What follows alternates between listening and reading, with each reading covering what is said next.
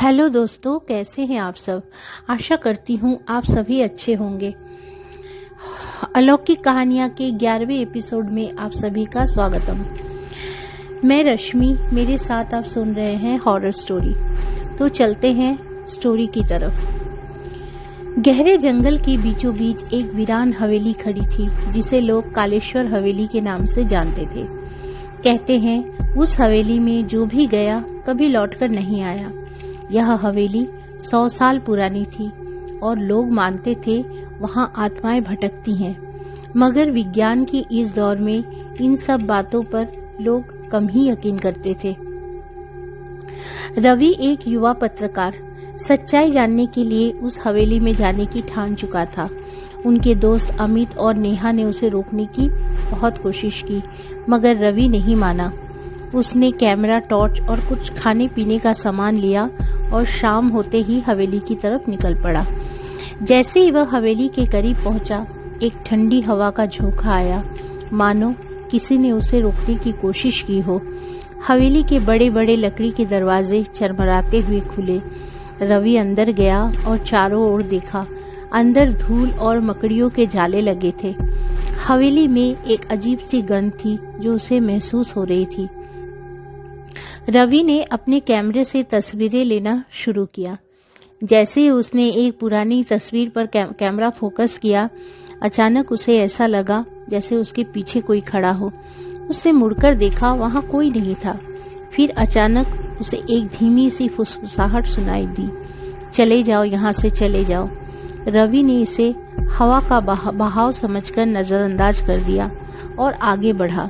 लेकिन जैसे ही वह सीढ़ियों से चढ़ने लगा, उसे लगा ठीक उसके पीछे कोई और भी चल रहा हो।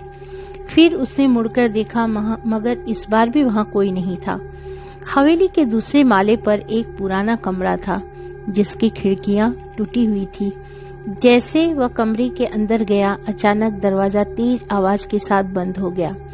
रवि ने दरवाजा खोलने की कोशिश की, मगर वह जाम हो गया। तभी उसे कमरे के कोने में एक परछाई दिखाई दी। वह धीरे धीरे उसकी ओर बढ़ रही थी। रवि की सांसें तेज हो गई। परछाई उसके साथ साथ कमरे का तापमान भी गिरने लगा। रवि को लगा उसकी शरीर जमने लगी हो। अचानक एक महिला की चीख गूंजी और कमरे की दीवारों पर खून के छींटे उभर आए।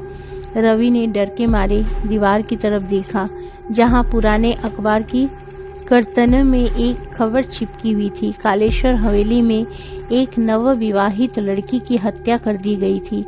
उसका शव कभी नहीं मिला। कहते हैं उसकी आत्मा आज भी यहाँ भटक रही है। रवि को महसूस हुआ हवेली में कोई शक्ति मौजूद है जो उससे कुछ बात करना चाहती हो। तभी उसे महसूस हुआ कोई उसके कान में फुसफुसा रहा है, मुझे न्याय दिलाओ।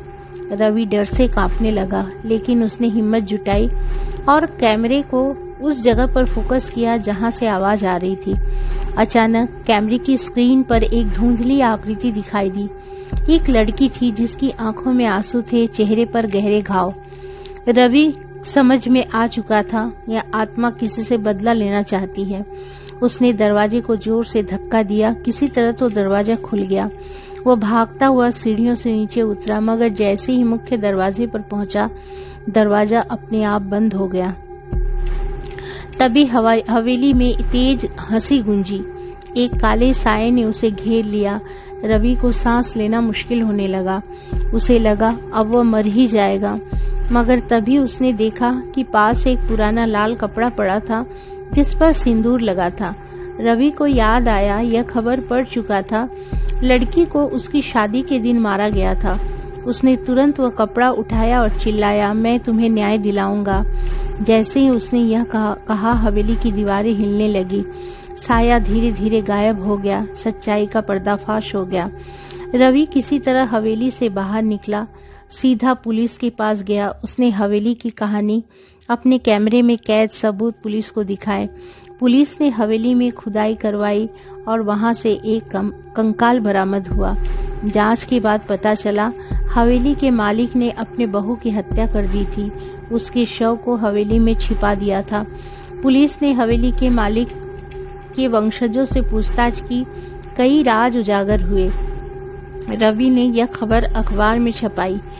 और हवेली को सरकारी कब्जे में लेकर वहां पूजा पाठ करवाया। कुछ दिनों बाद रवि को एक सपना आया जिसमें वह लड़की सफेद कपड़ों में खड़ी थी, मगर वह उसके चेहरे पर डर नहीं शांति थी। उसने हल्के से मुस्कुराकर कहा धन्यवाद। इसके बाद वह साया गायब हो गया। रवि समझ चुका था आत्मा को मुक्ति मिल गई, मगर उसने तय किया हमेशा एक अनसुलझी कहानियों की सच्चाई सामने लाने का काम मैं करता रहूंगा। कालेश्वर हवेली अब एक रहस्य बनकर रह गई, मगर वह रात कभी कोई नहीं भूल सका जब एक पत्रकार ने एक आत्मा को न्याय दिलाया। तो दोस्तों, यह था एक रहस्यमयी हवेली की सच्चाई। आपको कहानी कैसी लगी? अगर अच्छी लगी तो प्लीज़ एक लाइक कर दीजिए और मेरे चैनल को सब्सक्राइब कर मेरे साथ बने रहिए। अपने दोस्तों में शेयर कीजिए और कमेंट करके मुझे बताइए आपको मेरी कहानियाँ कैसी लग रही हैं। तो दोस्तों, फिर मिलूंगी एक ऐसी ही हॉरर स्टोरी के साथ। तब तक अपना ख्याल रखिए। नमस्ते।